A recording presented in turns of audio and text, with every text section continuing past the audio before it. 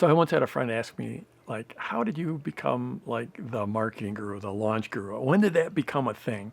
I used to know you as like this person that published about the stock market, and all of a sudden now like you're helping people with marketing, helping people with launches. And how did that happen? And this is like an old friend, known me for a long time. And I said, 10,000 emails. The thing is, I have written and sent, and this is years ago. This is like in the first 8 or 9 years of being online, that I actually wrote and sent 10,000 different email broadcasts. And I just did that by, you send two, three, four, five, six a day, and you get pretty good at it. And I'm someone that watches patterns, and I watch numbers, and I pay attention to behavior and what's working and what's not working. And I could just sending email out every single day for so long. And that was years ago. I don't know how many we're up to now. Maybe it's 12,000 or 15,000. I don't know. I don't keep track of it, but it's a lot of emails. There's this Malcolm Gladwell made this in his book Outliers. He sort of made this idea popular that someone else developed and he just found, but this 10,000 hours, and that anyone who's like truly world class, you can look at someone who's like a world class pianist or world class hockey player or whatever, that they have more deliberate practice hours than their competitors. And typically, someone who might be really great, like a professional level, might have 5,000 hours, but the world class person would have 10,000 hours. And there's a lot, you can really unpack that theory quite a bit. And then you go real deep on it. And that's not really what this video is about. I will say one thing about it, and that's that just because, first of all, it's a theory. And second of all, you don't necessarily need to get the 10,000 hours and to really excel at something. And part of that's because of great training that's available. And that's, my business is about training. It's about helping people build their business, build their online business, get better at marketing. I certainly have students and clients that have cut that 10,000 hours. They've had great success without putting in 10,000 hours. But leaving that aside, some of the things I've learned about email in sending those 10,000 emails is that, first of all, email is super, super effective. It still is. Lots of people out there saying it's done, it doesn't work anymore. Open rates are dropping, click rates are dropping. And the reality is I've never made more money in my business than I have now through email. It's still super effective. Maybe it's harder to get people to open emails, but it's still the best way, single best tool there is to drive revenue in a hurry for an online business. Incredibly, incredibly effective. And if you're not building your list and building your relationship with your email list, then you're just crazy, absolutely crazy. So some things, the number one overall thing, I can give you all kinds of tips and tricks on email, but this is the number one thing, is you are reaching people. When people have subscribed to your newsletter or your email list or whatever, they have invited you into a very, very personal place. Their email inbox is an extremely personal place. And if you doubt that, then just think about like letting some stranger like look at your inbox. And most of us would not feel very comfortable with that. So it's a very, very personal place. And unlike something like Twitter or Facebook, where tweets go flying by and you could publish 10 or 15 times a day and people aren't going to see one of those, and same thing with Facebook, and it's just like this stream of content flying by. Emails are more static. They land in the inbox, and a lot of people, they're looking at every email. They might not read every email, but they're at least looking at who it came from and the subject line of every email, or most every email. And it's a big difference between something like social media, like a Twitter or an Instagram or a Facebook or a Snapchat.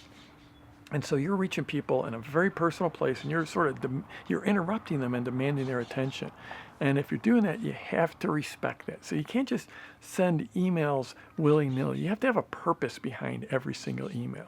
And it doesn't have to be to make money every single time, although you do have to make money. For everyone else there, all the hippie groovy beauty and grace, I just want to share my gifts with the world. You have to make money at some point. You can't save the world if you're not making money. You can go ahead and tweet that one. You can't save the world if you're not making money. And so every email has to have a purpose. And that purpose would generally, for me, it falls into, either building a relationship, or I am looking to make money in some way, to drive a sale, to drive a sale. So most every email I will have some way to drive an action. I'm either sending people to a video to watch, to a survey to take, to something I've written, some content, some training. These are all building relationship. Or I'm sending them something to buy, to a sales video, a sales letter of mine to buy something from me, or to something that I'm promoting as an affiliate that I want them to go consume some content from a partner or to go buy from a partner. So everything you're sending has a potential cost to it, has a potential benefit to it. And you have to weigh those. You just don't want to send emails willy-nilly. Like right now, I'm doing this 30-day challenge. I'm sending a lot of emails about this. And what is it doing? So it's sharing my knowledge and my experience, and it's helping a lot of people, and it's building my relationship with a lot of people. It's building my platform. It's building my reputation out in the market. Hopefully, it's building some word of mouth and bringing new people into my tribe. So I'm sending a lot of emails about this 30-day challenge and these 30 days of videos that I'm doing to celebrate 20 years. And that's all sort of on this relationship building side. I haven't tried to sell anything, and frankly, it's sort of crazy, but I'm not planning on trying to sell it. This isn't part of a launch. I'm not trying to sell anything. I'm just building a relationship, and it just seemed like these videos seem like a really cool thing to do, and I don't want to put the videos out and have them sit in a vacuum. I want them to help me, help people, but also help me build my brand, help me build my business, help me attract people, get me word of mouth, get me shares on social. So, I'm actually sending these emails, and sending like an email a day for 30 days has a real cost. And I'm sitting there thinking, wow, is this worth it? I don't know if it is. Will it sort of exhaust people? Will it sort of lead to them just overlooking my emails? They're all things I'm thinking about. I'm not sure. It's an experiment.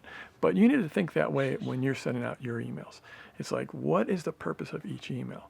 What's the cost of the email? What's the benefit of the email? If you're just sending, I do know some people that send an email every single day and they sell in every single email.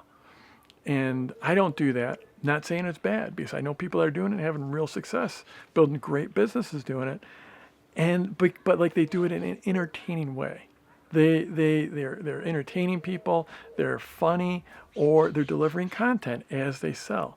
But you have to remember that every single email, it has a potential cost, has a potential benefit, and you have to weigh those. And sometimes you are just going to go for the benefit, where you're just trying to sell and bring in money. That's fine. But if you just do nothing but that, and there's no value whatsoever, then it's just a cost, and that cost will over time diminish the value of your emails, of your email list. So that's the absolute number one thing. Email is very different from social media. It's very different from other ways of reaching people. You're reaching them in this very, very personal place. One last thing. We have this one rule in my company. I don't have that many rules. It's pretty free form in my company. But the one rule I've got is that we cannot use the word blast when we're talking about sending an email. I know it's the term. A lot of people say, I just sent an email blast to my list. And I don't want to be blasted. I don't think the people on my email list in my community want to be blasted. So we do not use the word blast in my company. We never blast an email out. I never blast my list. I send them something. I send them a broadcast. I share something with them. We don't blast. And I see, this may seem like semantics, but words are important. And so don't blast your people. Don't blast your community. Don't blast your list.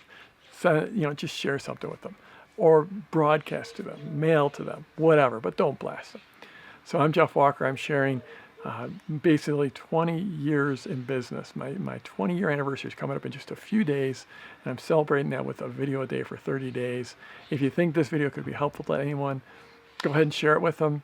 Scroll down, leave me a comment wherever you're watching this, and let's go get them this week.